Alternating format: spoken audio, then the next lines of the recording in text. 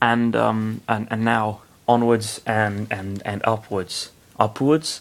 Well, certainly movement of some description in an arbitrary cardinal direction.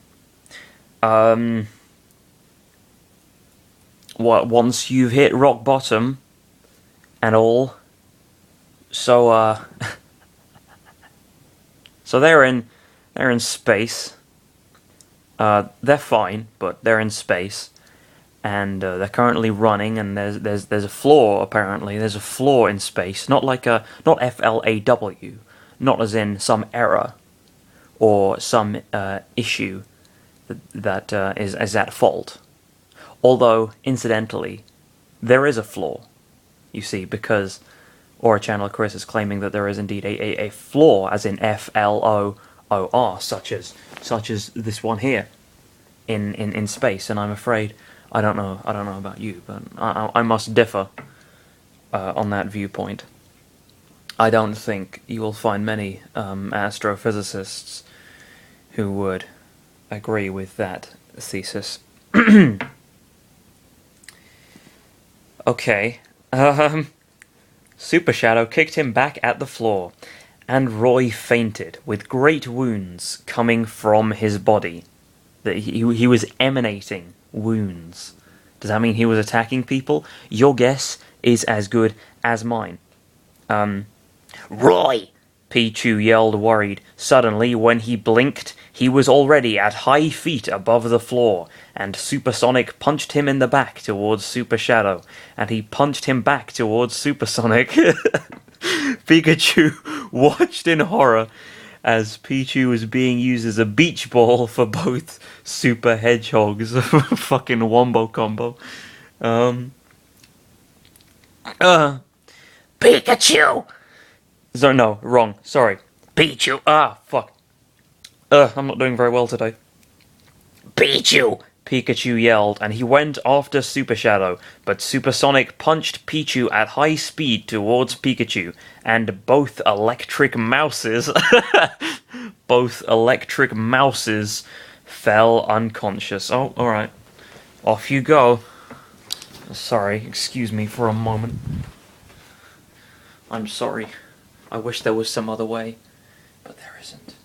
I love you very dearly, but I also want to finish this series, and I'm afraid I can't allow you to be in here while I do so, because it's not fun for you. It's for your own good, I promise. Wouldn't it be great if she could understand me? If the words I was saying actually counted for anything? That'd be pretty sweet. Okay, so where was I? As I am fond of saying. Yeah, both electric mouses fell unconscious. Pichu was above Pikachu's back. Sorry, Pikachu, Pichu said before fainting. Look out, that monster is trying to fire a beam, Chris yelled while Lene was still pressing her beak at his face. The biohazard was charging up a big beam from his mouth to the ice climbers. Where now? Nana asked, terrified to Popo. I don't know. We need to act before he fires the beam, Popo said. Just then, Fox and Falco stepped in front of them with their hands near their belts. Don't worry, we can return his beam at him with... Falco stopped when he didn't felt the reflector, and he started to look around his belt for it. Fox didn't felt his reflector in his hand either. Where is my reflector? Falco asked, shocked. You mean this? Supersonic. Fucking prick. Alright. Oh wait, so what happened? Yeah, okay. Falco stopped when he didn't felt the reflector, and he started to look around his belt for it. Fox didn't felt his reflector either. Mark felt... Deep throat. Fox didn't felt his reflector in his hand either. Where's my reflector? Yeah. Supersonic was holding both reflectors in his right hand, and he crushed them, and dust went floating in the space. Oh no. Fox and Falco watched their previous reflectors floating away. You! Falco took out his blaster and pointed it at Supersonic. but he just pointed him with a invisible gun. Where is my blaster? Super Shadow crushed 2 familiar blasters in his left hand, and dust came from it too. Fox looked in his belt, and his blaster wasn't there either. Why don't they just, like... Okay, what Supersonic and Super Shadow, right? They obviously, they use their super fast speed or their teleportation or whatever. They go up to those guys, and they take their shit, and they break it. Fine. But why do they only break it, and then just run off, you know? Wouldn't it make more sense if they, like... broke it up into fragments and then stabbed them in the eyes with it or something, or just, I don't know, not the eyes necessarily, but just, just killed them, wouldn't, or just beat them to death or something. If they can move that quickly, what's the point in just disarming them? Why not kill them? If they're that many, millions of times faster than any of their opponents, just speed blitz them. There's nothing stopping them from doing that, but they just don't. They don't.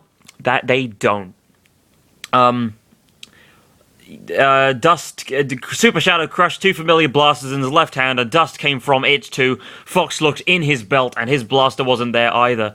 Sabine! Nana yelled after the biohazard already finished the beam. He fired it towards the quartet. They screamed and closed their eyes, but after 4 seconds, nothing happened, and they opened their eyes to see Pitt with his mirror shield trying to reflect the attack. They didn't get that.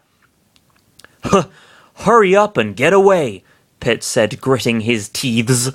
The Ice Climbers and both Star Fox members jumped out of the way, and they ran towards the biohazard to stop his attack. Stop now! Supersonic went at high speed towards them, and he punched Falco in his face, and he hit the floor. He hit the floor 6 times! Number 6, before fainting at the right side of Chris and Lene. He hit the floor 6 times. Woo! Alright. Falco! Fox and Chris yelled. When Fox turned his head to see the biohazard, he saw Super Shadow with a fist coming to his stomach, and Fox closed his eyes. Oh shit, that's morbid. Fox closed his eyes. Use Chocobo Kick, Chris yelled. Quack! When Super Shadow noticed, Lene was at his right side, and the Chocobo kicked his face with a blow, and he flew away a little, shaking his head. How? How dare you? Super Shadow glared at the Chocobo, but suddenly and pink aura was surrounding his body. Mewtwo was pointing his hand at him psychically. Whatever. And he threw Super Shadow at Supersonic, and both hedgehogs crashed into the other. For their bad luck, Ness used PK Thunder on him, and he rammed his head at them with a strong blow with electricity, and they yelled in pain. I mean, they're basically fucking gods at this point, and they're still getting the shit kicked out of them. It's ridiculous. Why do they bother wanting to recruit these guys at all? They're useless. Now attack! Fox ordered, and he and the Ice Climbers jumped towards the machine, and they delivered a strong blow with their hammers and kicks. The biohazard roared in pain, then he stopped his attack towards Pitt, and the Angel moved away panting, and the trio jumped away from the biohazard.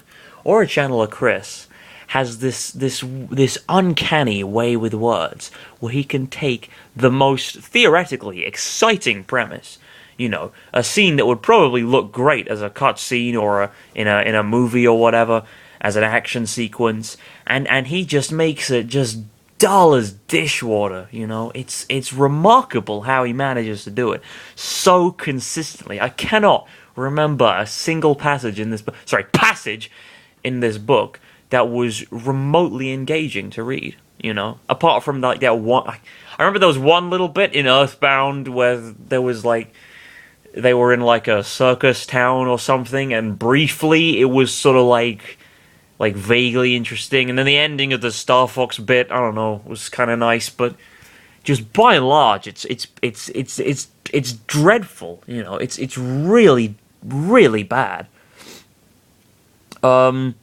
Okay, yeah.